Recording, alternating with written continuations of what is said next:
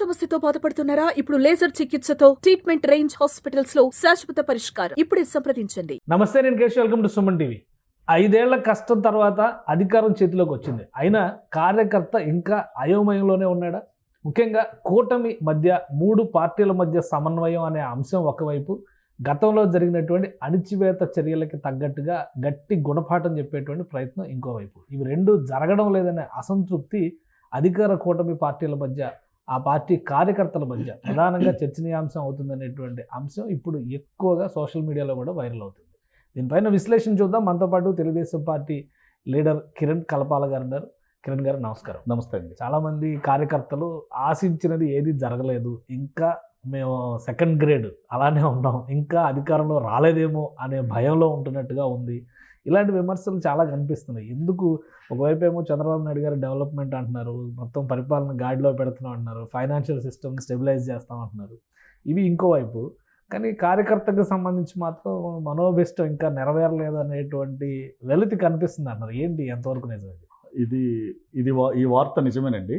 ఎందుకంటే అంటే తెలుగుదేశం పార్టీ ఎప్పుడు అధికారం కోల్పోయినా చంద్రబాబు నాయుడు గారు మళ్ళీ, అంటే ఒక్కసారి మీరు గతంలో చూస్తే 2009 నుండి 2009లో అధికారం పోయింది, 2004లో పోయింది, 2014లో రాష్ట్రం విడిపోయిన తర్వాత ప్రజలు కసితో ఓటేశారు, 2014లో వచ్చింది, మళ్ళీ 2019లో ఓడిపోయాం, మళ్ళీ 2024లో వచ్చింది. అంటే ఆల్టర్నేటివ్ జరుగుతుంది.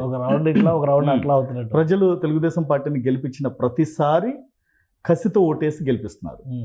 తర్వాత ఏమవుతుందంటే చంద్రబాబు నాయుడు గారు, అంటే ఆయనకి అభివృద్ధి అనే పదాన్ని పట్టుకుని, అంటే అభివృద్ధిని పట్టుకుని కార్యకర్తని విస్మరిస్తున్నారని ఆయనే గతంలో చెప్పారు. మొన్న రీసెంట్గా జరిగిన ఆయన మీడియాతో నాదే బాధ్యత, 2009లో నా వల్లనే ఓటమి చెందింది, 2019లో కూడా నేనే బాధ్యుడిని అని అన్నారు.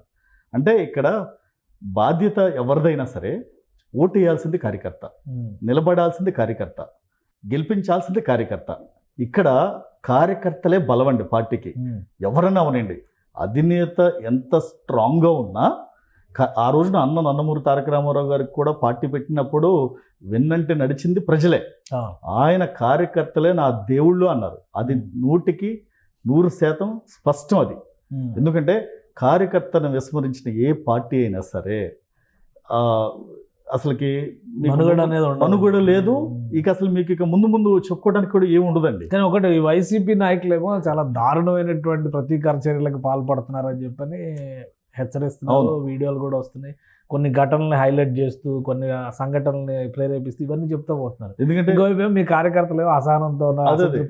ఎందుకంటే 2019 నుండి 24 వరకు వైసీపీ అధికారంలో ఉండగా జగన్మోహన్ రెడ్డి చేసిన దురాఘాతాలు, అరాచకాలు కార్యకర్తలను, తెలుగుదేశం పార్టీ కార్యకర్తలను, ముఖ్యంగా నాయకుల్ని, కింద స్థాయి నాయకుల్ని కేసులతోనూ ప్రతి విధంగా, అంటే అన్ని ఏ విధంగా భయపెట్టాలో ఆ విధంగా, ఇటు పోలీసుల చేత వ్యాపార వర్గాల్ని అణిచివేయటం, వ్యాపారాల మీద రైడ్లు చేపించడం, ఇన్కమ్ ట్యాక్స్, ఈడీ, ఏ విధంగానైనా సరే చాలా అణచివేత ధోరణితో టీడీపీని భూస్థాపితం చేయాలని విధంగా ప్రయత్నం చేశాడండి.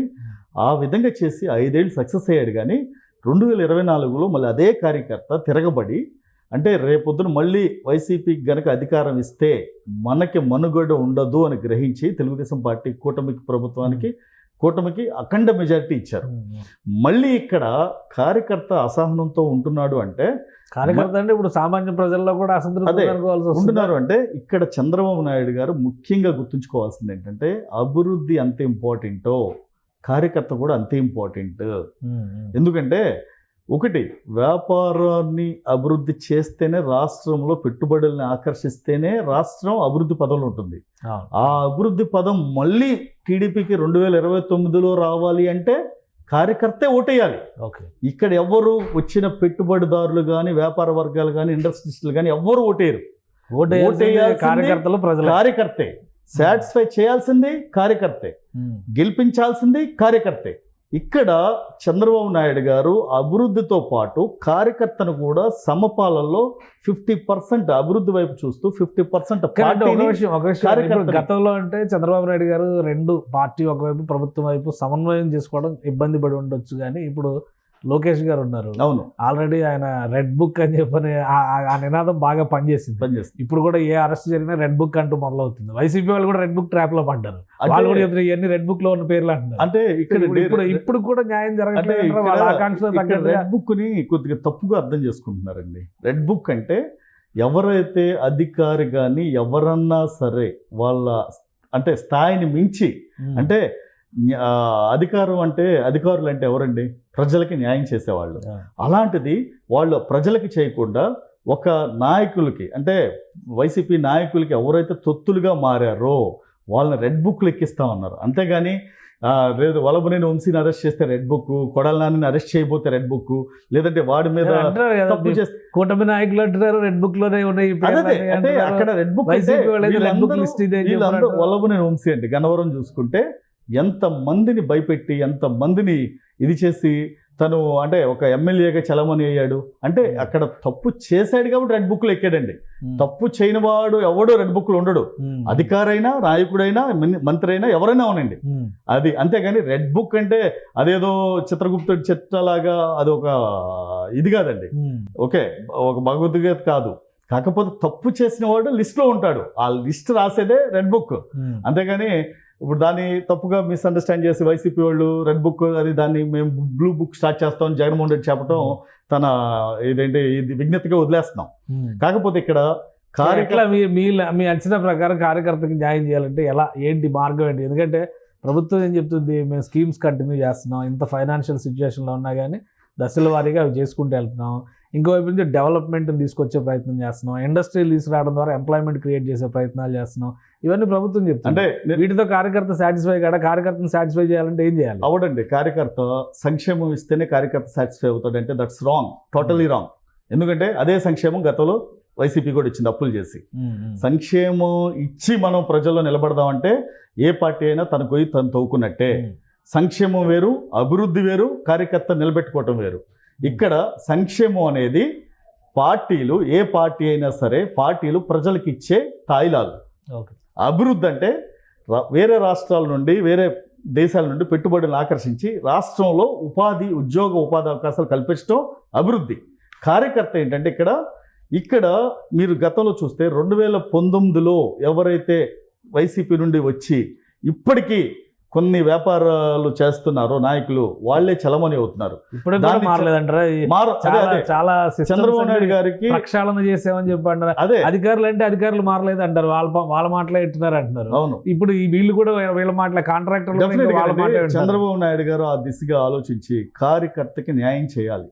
మండల లెవెల్లో అయినా, గ్రామ లెవెల్లో అయినా, గ్రామ స్థాయిలో అయినా సరే ఎవరైనా అంటే టీడీపీకి సానుభూతి పరుడుగా ఉన్న కాంట్రాక్టర్ని మనం ఎంకరేజ్ చేయాలి. ఎందుకంటే గతంలో వైసీపీ హయాంలో గత 5 ఏళ్లలో రాష్ట్రాన్ని దోచు తిని జగన్మోహన్ రెడ్డికి తొత్తులుగా మారిన వాళ్ళు ఇంకా ప్రభుత్వ కాంట్రాక్టులు తీసుకుంటూ, లేదంటే వ్యాపార అవకాశాలు వాళ్ళు అందిపుచ్చుకుంటుంటే కార్యకర్త మనోధైర్యం. చంద్రబాబు నాయుడు గారు కూడా 4-5 మీటింగ్స్ లో ఇప్పటికీ వరుసగా చెప్పారు, గత ప్రభుత్వం తాలూకు వాసనలు ఉండకూడదు, ఆ రోజు చేసిన వాళ్ళని ఎవరిని ఎంటర్టైన్ అసలు ఆ నాయకులను ఎవరిని కూడా మీరు మాట్లాడొద్దని కూడా చెప్తున్నారు. అవును, అలాంటప్పుడు కాంట్రాక్టర్లను కంటిన్యూ చేస్తున్నారంటే ఎంతవరకు నమ్మొచ్చు? అదేనండి, ఇప్పుడు నేను అనేది తప్పు చేసిన కాంట్రాక్టర్లను ఎవరిని వైసీపీ హయాంలో ఉన్న వాళ్ళని టీడీపీలో కంటిన్యూ చేయకూడదు ఈ ప్రభుత్వం, కూటమి ప్రభుత్వం. ఎందుకంటే ఇప్పుడు సపోజ్ ఎగ్జాంపుల్ తీసుకుందామండి, ఇప్పుడు ఎల్ఎన్టీ ఉంది. ఎల్ఎన్టీ అనేది ఒక జాతీయ సంస్థ, అదే వేరే కంట్రీకి సంబంధించింది.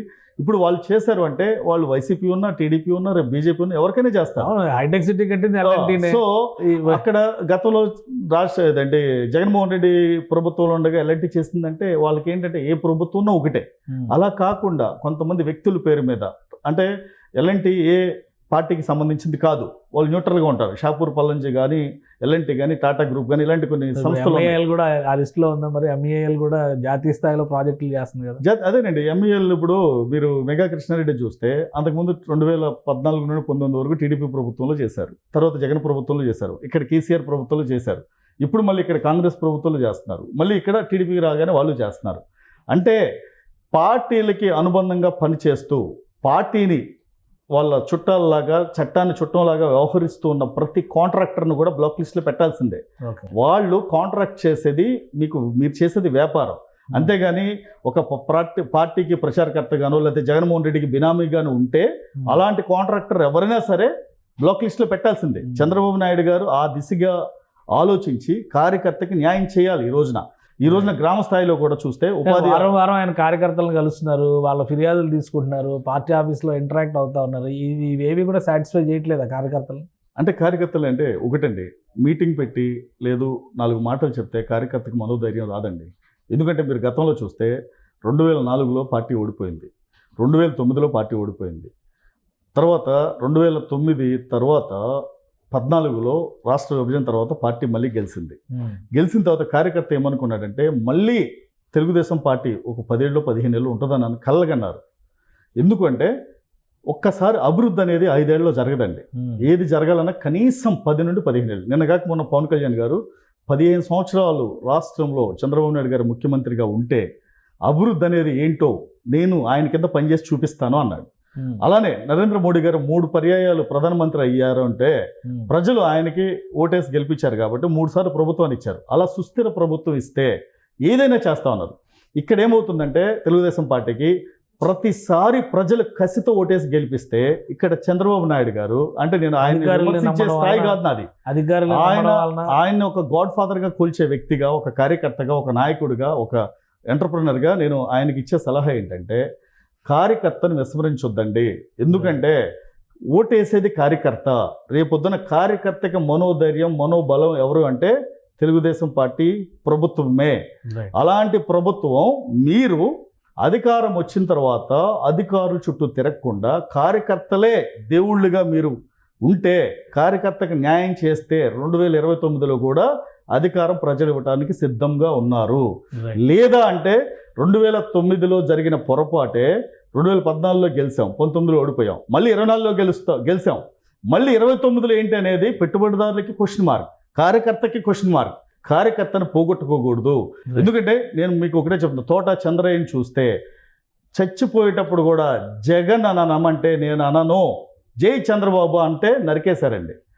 నిన్నగాక మొన్న పొంగనూరులో ఒక కార్యకర్త నాగరాజు అనే కార్యకర్త సెల్ఫీ వీడియో తీసి ఇచ్చినా సరే మనం న్యాయం చేయలేదు అంటే ఏంటంటే ప్రజలకు ఏమిస్తున్నాం, మనం కార్యకర్తలకు మనం ఏం ధైర్యం ఇస్తున్నాం అంటే కార్యకర్త చనిపోయిన తర్వాత ఆ పోలీస్ సిఐని ఎస్ఐని సస్పెండ్ చేయటం కాదండి కార్యకర్త నిలబెట్టుకోవడం అంటే, లేదా ఆ పాడి మోయటం కాదండి కార్యకర్త నిలబెట్టుకోవడం అంటే, లేదా పార్టీ తరపు నుండి 2 లక్షలు ఎక్స్గ్రేషియన్ ఇన్సూరెన్స్ ఇవ్వటం కాదండి కార్యకర్త నిలబెట్టుకోవడం అంటే.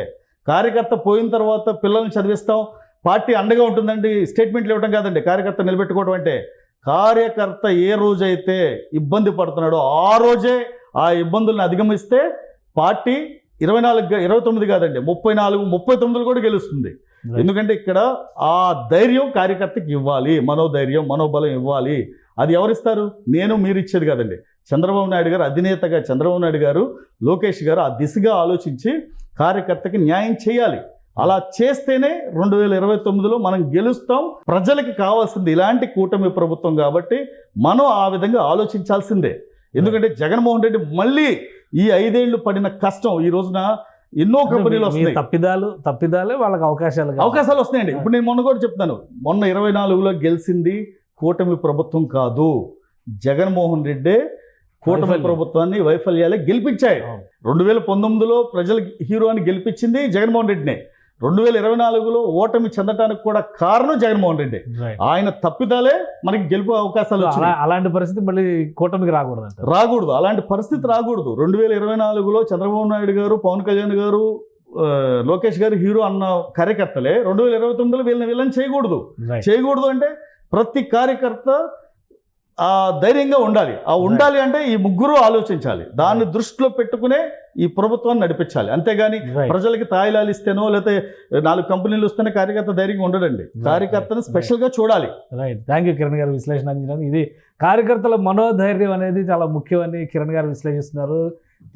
చిత్తూరు జిల్లా, ఉమ్మడి చిత్తూరు జిల్లాలో జరిగినటువంటి ఘటనలు, గతంలో చంద్రయ్య హత్య కేసు, ఇవన్నీ చూసిన తర్వాత కార్యకర్తల్లో ఒక విధమైనటువంటి మనోవ్యధ ఉంది. దానికి సమాధానం చెప్పాల్సినటువంటి బాధ్యత అధినేత పైనే ఉంటుందని ఆయన విశ్లేషిస్తున్నారు. ఇది special discussion. Keep watching. Suman టీవీలో మీ పర్సనల్ అండ్ బిజినెస్ ప్రమోషన్స్ కోసం కింది నెంబర్కి కాంటాక్ట్ చేయండి.